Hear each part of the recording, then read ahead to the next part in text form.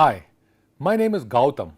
I am thankful to NPTEL for allowing me to teach a course called Decision Making Under Uncertainty. This falls under the broad umbrella of operations research and management science. We've all heard words such as descriptive analytics, predictive analytics, prescriptive analytics. This course basically is a topic that covers all these aspects. However, this is very much at the introductory level. We're going to cover a lot of breadth and we will talk about a variety of applications. So the audience that is appropriate for this course go all the way from engineering to business.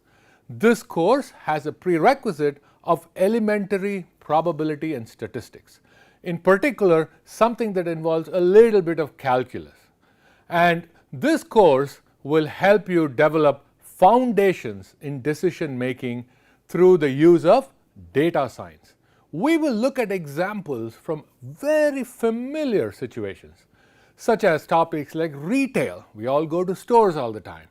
Sports, we all love sports. TV, we all watch TV every time. Food, of course, who doesn't eat?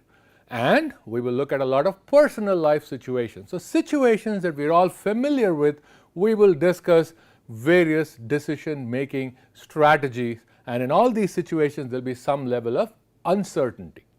Now, the topic outline for this course is as follows. In week 1, we will start with some background and introduction.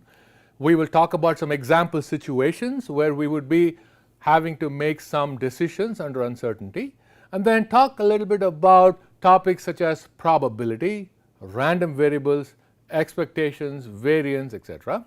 After that, we will talk about optimization criteria and objective functions and wrap up that week. In week 2, we will start the course with what is called one-time decisions. These are one of the hardest decisions. Why are they hard? Because you have to make some major decisions just once. For example, we will talk about the famous secretary problem, or also called the marriage problem, where you have to make a decision of who to hire or who to get married to. After that, we will move on to a topic called utility function.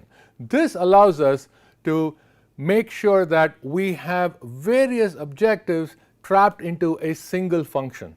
And after that, we will talk about the topic called decision trees, where we make decisions as we go along, and these could be nested along the way. Then we will discuss the aspect of making decisions in game shows, popular ones that you see on TV. Then we will wrap up the second week with what is called project evaluation. In week 3, we will look at repeated decisions. Okay? This is such as when a news vendor, like the person who sells newspapers in the corner of 2 streets, they have to decide how many newspapers do I stock at the beginning of the day, every single day. After that, we will look into the aspect of buffering for both uncertainty as well as variability, and this will be dealt with at a very qualitative basis. Then we will discuss the notion of carrying safety stocks for inventory in retail type of situations. After that, we will have a discussion about how one goes about planning for routes. Especially this day and age, everybody has GPS, it gives you all kinds of information back to you. How do you go about making decisions about what's the best route to go from point A to point B? After that, we will wrap up week 3 with the notion of exploration versus exploitation. This is where you first learn about your environment and then you exploit. Okay? That brings us to end of week 3. Then in week 4, we will look at what is called sequential adaptive decisions. Okay? This is a topic where as you go along, the uncertainty gets revealed and your environment is known and you take actions. We will start with the notion of stochastic programming, where we will make strategic decisions followed by some tactical decisions. After that, we will visit the topic called Simpson's paradox and then move on to Markov decision process. This is kind of like feedback control. However, these topics could potentially be taught at an extremely high level, but we will bring this down to a very introductory level with the understanding that once you learn about these topics, you can take up courses on some of these other topics in the future.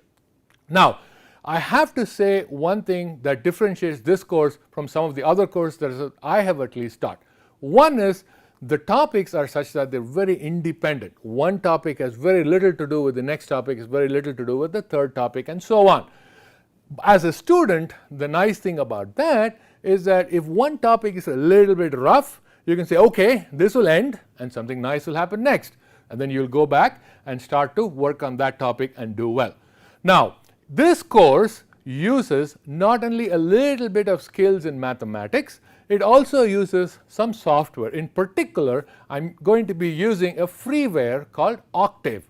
And Octave is exactly like MATLAB, except it's available for free. I will give you some example codes in Octave that you could use throughout the course.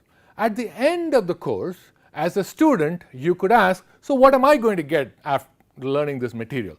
And you could, well, this is my answer to that question. I'd say, well, you will develop a few skills, such as you will develop a probabilistic intuition. You will also gain strategies to manage uncertainty, and you'll be able to make effective decisions. I sincerely hope that you will consider taking this course and come with me to take this journey of how one goes about making decisions under uncertainty. I welcome you to the course. Thank you.